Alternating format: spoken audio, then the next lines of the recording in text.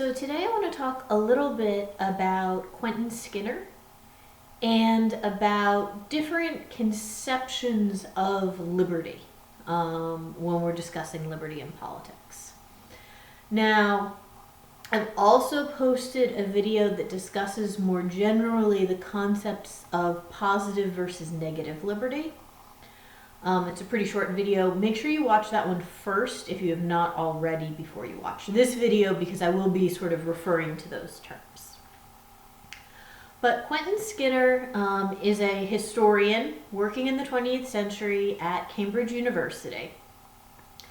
And he is interested in the history of political ideas, right? How do people think and talk about politics over time, and how and why does that change? And he is particularly interested in the concept of liberty and how this develops over time.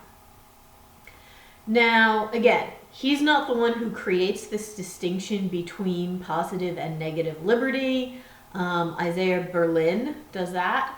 But, short version, right? Positive liberty is the right to do something. Negative liberty is the right to not have something done to you.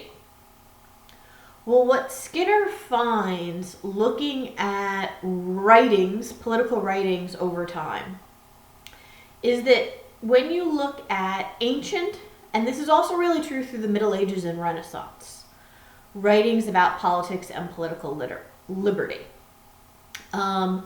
that they tend to have a very balanced view of positive and negative liberty, right? If they're discussing liberty, they're almost inherently discussing both forms of liberty, because they see positive liberty and negative liberty as being inherently connected, right? And so one way I like to think of it is positive liberty is your ability to control the government. Negative liberty is the government not controlling you. And what a lot of ancient writers are going to say, well, the way you keep the government from being too controlling and abusive in your life is by you staying politically active, right? You need to vote, you need to run for office, you need to stage protests when necessary. That those are necessary conditions for then having negative liberty, for having the government leave you alone in your private life. And Skinner sees this, right? If you look back to ancient Greece and ancient Rome and these writings about political liberty there, they very much see these two connected, right? And put equal emphasis on both. What he finds, however, is once you get into the modern period, and I would say this really starts with John Locke and later, and you'll see it if you read the section from John Stuart Mill, for example, in your political thought reader, that writers who are interested in the question of liberty become solely focused on negative liberty. They really become concerned just with the limits on the government's power and what the government is not allowed to do to you, and no longer care as much about the question of people being politically active and keeping control of their government, and no longer interested in the question of how these two types of liberty relate to each other. And this part, right, that I've been discussing so far is all an empirical argument. This is Quentin Skinner, right, looking at the historical record, making observations, and so we're saying, okay, this is what has happened, right? It used to be this way, there has been a change over time, and now we see things, or we talk about liberty differently. He then makes a normative argument, right? His normative argument is that people who are concerned with liberty need to, sorry, my cat is just off camera and hitting the camera as I'm trying to record. Sorry about that. So Skinner is going to argue, right, that people who are concerned with liberty need to go back to this more balanced view.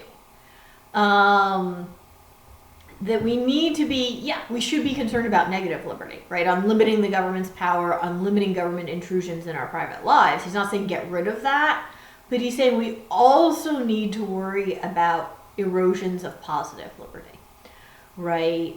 He's going to say, like, someone who calls themselves a libertarian should be just as worried about low voter turnout as they are about, government surveillance and search and seizure, right? That those should both be of concern to you if you are worried about liberty and about incursions on your personal liberty. So I hope that makes sense so far.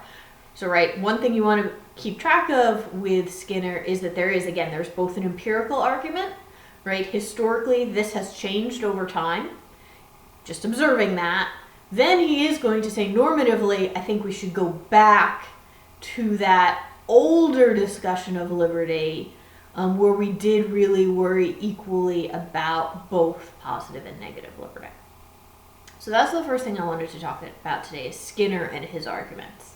The second thing I want to go over very briefly is the reading from Niccolo Machiavelli. And the reason why I pair this particular reading with Skinner is Machiavelli is writing just shortly before the shift that Skinner is talking about. Machiavelli is writing in Renaissance Italy. He is also concerned very much with the subject of liberty. But I think he does a good job of demonstrating that older definition of liberty, right? That is more a balanced view compared to, again, someone like John Stuart Mill, who is very much that more modern version of liberty.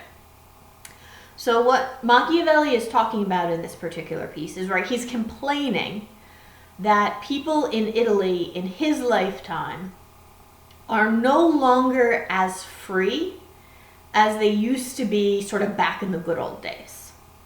And for Machiavelli, the good old days are the Roman Republic. That's really the comparison he's making, is Renaissance Italy versus Rome. But what's interesting is when you look at the specific examples that Machiavelli gives about how people are less free, the majority of the examples that he gives are about diminishing positive liberty, not diminishing negative liberty. So it's not we're less free because the government has more control over us. It's we're less free because we're less actively involved in politics, right? And so examples he gives are, people don't run for office. The same people keep running and getting reelected, and people complain about them, but no one actually puts their name in to challenge them. He talks about people not protesting, that back in Rome, if the government was doing something abusive or corrupt or just stupid, right, the people would take to the streets. He says people don't do that anymore. They don't want to engage in a protest. And Machiavelli thinks that's a bad thing. That's an erosion of liberty. He thinks the people should kind of keep the government on their toes. He also talks about people not wanting to serve in the military. Right, that back in the glory days of Rome, they had a citizen army. He says one of the problems Florence has is so few of their citizens want to enlist in the military that when we go to war, we have to hire mercenaries from other countries to do our fighting for us. And that also counts as an erosion of positive liberty, right? That the government is now paying outsiders to do their fighting rather than calling on their citizens. Now they're no longer as dependent on their citizens to provide their military strength.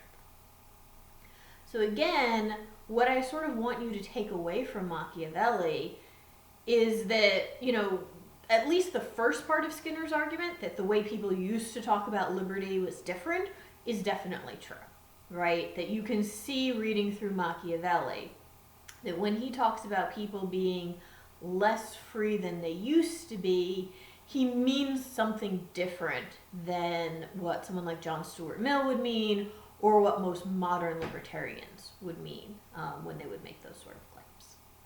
So I hope that makes sense to you. So long.